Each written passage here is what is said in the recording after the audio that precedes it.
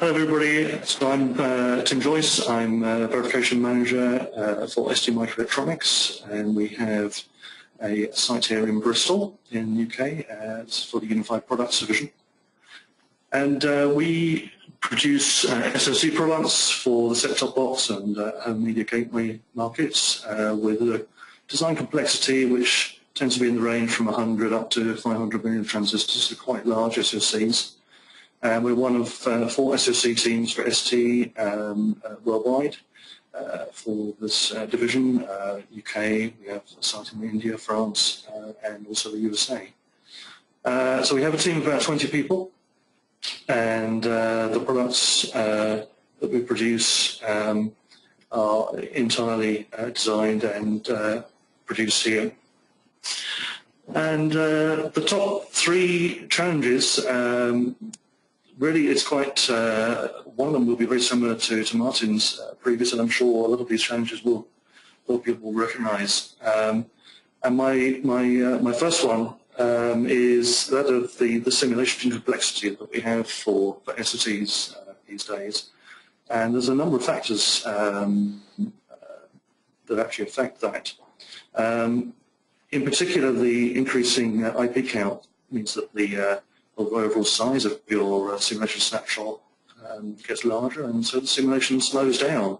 And this is really just an example here of a couple of projects where one project today we've got, for example, 59 IPs, 71 functional clocks, 4 CPUs, and another project where we've got 96 IPs, 182 functional clocks, and 13 CPUs. On Project B, the same test runs 1.7 times slower than it does on Project A. Now that's just a point case, but is a general effect that you'll see simply because you've got a much larger snapshot that is running through the simulator. So we need to attack that with a number of measures that we've built up over the time. One of those is you can actually abstract see the host processor that you're running your functional tests on, and not run that in RTL or in the design snapshot itself, but you can put that onto the host Linux server object code. And that gives you about a 5x speed up time for your simulations, which is obviously very useful for large regression runs. But we also find that you need to do clever things like turning off functional clocks that you don't need for parts of the design that you're not interested in, building up multiple snapshots, but you need to make sure you've got very good black boxes, and indeed use emulation earlier in the project, because you just need that speed to come through earlier during your regression runs. But that's not the only factor that we see affecting simulation complexity. There's a very large number of external interfaces that we see, certainly on our designs. And the test benches, you've got models for DDR, different types of memories, PCI Express, all the interfaces that you would normally expect. And just going back to the 2 examples that we have of the 2 projects on the previous slide, there were 19 test bench model instances on the first project and 33 on the second one. So you've got all of those to compile in, and it really isn't easy. You're compiling in System C, SpecMan, System Verilog. You've also got a mixed VHDL Verilog design. You're instrumenting that snapshot for coverage collection. And to get that to link and run is a challenge, in particular if you've got different versions of GCC coming from System C and Linux.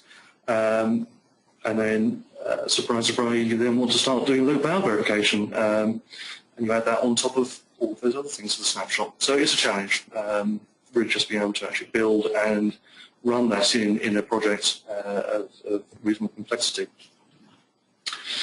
My second challenge is the age-old question of when you finished all of the tests that you thought you should run, have you actually finished? What have you actually done?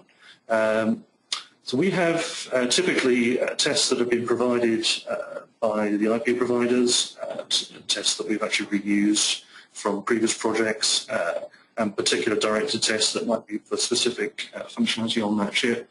And we'll have between 500 and 1,000 tests depending on the design.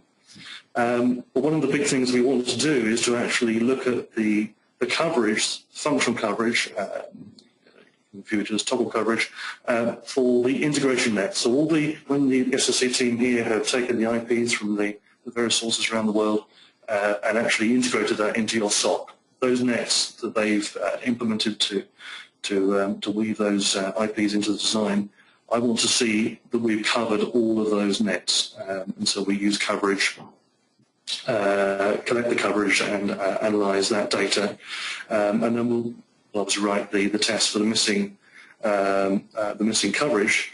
But one of the big things is to go through and actually do that analysis and exclude any irrelevant missing coverage, and that's very manual. You want to exclude, for me, I exclude DFT nets, but I'll also exclude nets that have been tied off or for some reason are not relevant for my analysis task.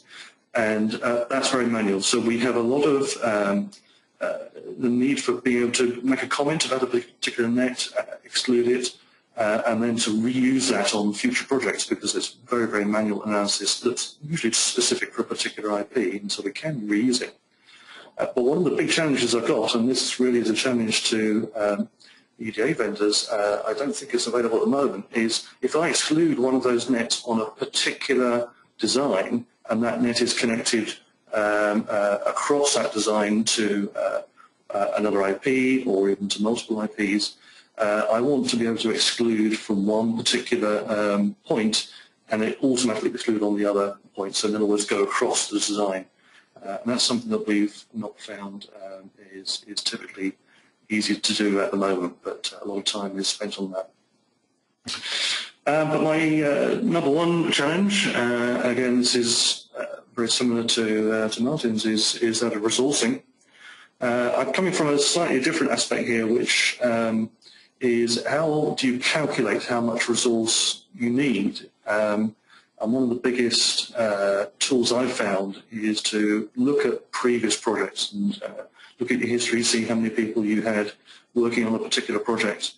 I've got three graphs here that are from real projects. The green is the pass count, the purple is tests that have yet to be developed, red are bugs, and yellow are failures.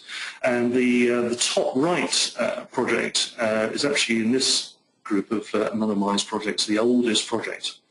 But we had a relatively small design, so you can see it's about 600 tests in our regression suite here. And it's a fairly linear progression through. Yes, you see some bugs coming, but it's fairly linear. And that was done on a fairly small team, fairly experienced team.